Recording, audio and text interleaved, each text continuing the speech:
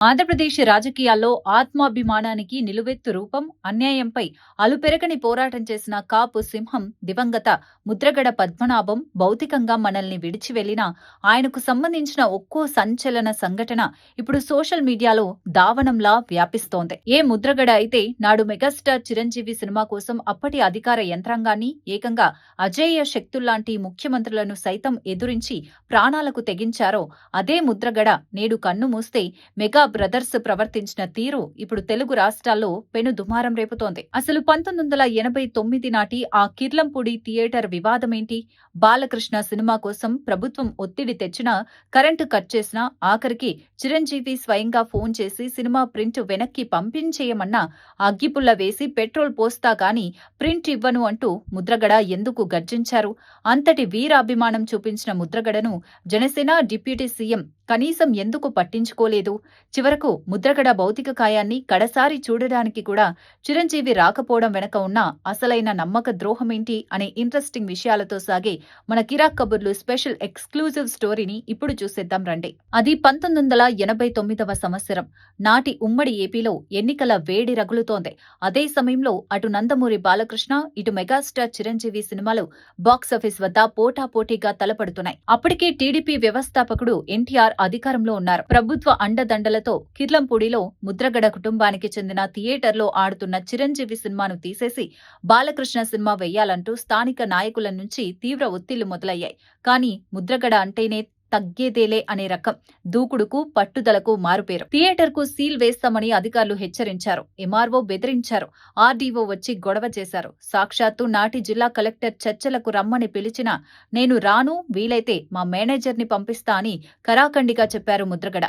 ఎలాగైనా థియేటర్ మూసివేయించాలని కసితో ముద్రగడకు చెందిన ఇల్లు, రైస్ మిల్లు, సినిమా హాలు మొత్తానికి కరెంటు కనెక్షన్ కట్ చేయించారు. అప్పట్లో ఇళ్లల్లో జనరేటర్లు లేకపోవడంతో చీకట్లోనే గడిపారు. కానీ థియేటర్లో ఉన్న జనరేటర్ సాయంతో తెల్లవార్లు చిరంజీవి సినిమాను ప్రదర్శించారు. ఆ జనరేటర్ను సీజ్ చేయడానికి అధికారులు ప్రయత్నిస్తే మా థియేటర్లో అడుగు పెడితే ఖబర్దార్ అంటూ ముద్రగడ గర్జించారు. ఈ గొడవ పెద్దదవుతూ ఉండటంతో నాడు సున్నిత మనస్కుడైన చిరంజీవి భయపడి నాడు సీఎం ఎన్టీఆర్తో మాట్లాడి సినిమా ప్రింట్ను వెనక్కి తెప్పించేయడానికి ప్రయత్నించారు.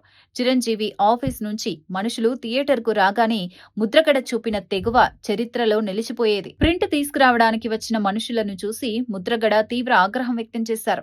మేమిక్కడ మీకోసం గొడవ పడుతుంటే మీరు ప్రింట్ ఇచ్చేయమంటారా? బలవంతంగా ప్రింట్ లాక్కోవాలని చూస్తే 5 లీటర్ల పెట్రోల్ పోసి అగ్గిపుల్ల వేస్తా అంటూ 5 లీటర్ల పెట్రోల్ క్యాన్ పక్కన పెట్టుకుని రక్షణగా నిలిచారు. ఆ తర్వాత 1989 ఎన్నికల నోటిఫికేషన్ రాగానే ప్రత్యర్థి థియేటర్కు ఊపిరాడకుండా చేయడం కోసం చివరి 30 రోజులు ప్రజలకు ఉచితంగా మెగాస్టార్ సినిమాను చూపించారు. ఎన్నికల ఫలితాల్లో ముద్రగడ ఎమ్మెల్యేగా గెలిచిన తర్వాతే, అంటే దాదాపు 104 రోజుల తర్వాతే ఆ సినిమాను థియేటర్ నుండి తీసేశారు. ఎన్టీఆర్ పట్ల వ్యక్తిగతంగా ఎంతో గౌరవం ఉన్నప్పటికీ తన థియేటర్లో నమ్ముకున్న సిద్ధాంతాన్ని, అనుకున్న నిర్ణయాన్ని మార్చుకోకుండా చిరంజీవి కోసం నిలబడ్డారాయన. కానీ ఇంతటి చరిత్ర కలిగిన ఒక మహానీయుడి పట్ల తమ సామాజిక వర్గానికి పెద్ద దిక్కుగా నిలిచిన ముద్రగడ పట్ల మెగా బ్రదర్స్ చూపిన కృతజ్ఞతా భావమేంటి అనేది ఇప్పుడు కోట్ల మంది గుండెల్లో రేగుతున్న $1 మిలియన్ ప్రశ్న. అవును, రాజకీయం ఎప్పుడూ స్వార్థంతోనే నిండిపోవాలా? మానవతా విలువలు, పాత జ్ఞాపకాలు, తమ కోసం నిలబడ్డ వాళ్లకు కనీస గౌరవమిచ్చే సంస్కారం కూడా మెగా బ్రదర్స్ కు లేదా అని కాపు సామాజిక వర్గం తీవ్ర ఆవేదన వ్యక్తం చేస్తోంది. ఇవన్నీ కాసేపు అటుంచితే జనసేన పార్టీ పెట్టినప్పుడు కానీ, ఆ తర్వాత పార్టీ బలోపేతంలో కానీ, నేడు కూటమి ప్రభుత్వం ద్వారా అధికారంలోకి వచ్చి డిప్యూటీ సీఎం పదవిని అలంకరించిన తర్వాత కానీ పవన్ ముద్రగడ పద్మనాభంను కనీసం ఇసుమంతైనా గౌరవించలేదు, పట్టించుకోలేదు సరికదా, శత్రువులా చూశారనేది నగ్న సత్యం. సరే, రాజకీయాల్లో వైరుధ్యాలు ఉండటం సహజమే అనుకుందాం. కానీ మనిషి చనిపోయినప్పుడు కూడా ఆ శత్రుత్వాన్ని మోయాలా? నాడు తన సినిమా కోసం, తన పరువు కోసం అన్ని ఆస్తులను పణంగా పెట్టి పెట్రోల్ క్యాన్లతో తిరిగిన ముద్రగడ హైదరాబాద్ ఆసుపత్రిలో కన్నుమూస్తే కనీసం పార్థివ దేహాన్ని కడసారి చూసి నివాళులర్పించడానికి కూడా మెగాస్టార్ చిరంజీవి రాకపోవడం ఎంతవరకు సబబు?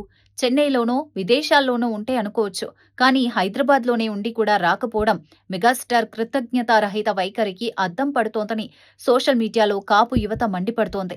అన్నదమ్ములిద్దరూ కలిసి ఒక మహోన్నత కాపు నేతకు తీవ్ర అన్యాయం చేశారని, అసలు వీరికి కృతజ్ఞత అనే పదానికి అర్థం తెలుసా అని నెటిజన్లు నిలదీస్తున్నారు. ఏదేమైనా ముద్రగడ పద్మనాభం జమీందారీ వైభవంతో గర్వంగా ఎవరికీ తలవంచకుండా బతికిన ఒక నిజాయితీ గల నాయకుడు.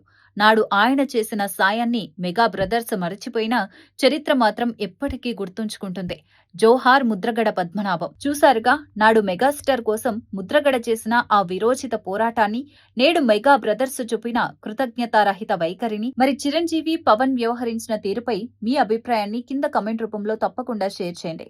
మరికొన్ని ఇలాంటి మైండ్ బ్లోయింగ్, నిక్కచ్చిగా నికార్సైన పొలిటికల్ అండ్ సినిమాటిక్ అనాలిసిస్ల కోసం ఇప్పుడే మా కిరా కబుర్లు ఛానల్ని లైక్ చేయండి, షేర్ చేయండి, సబ్స్క్రైబ్ చేసుకోండి. Thank you.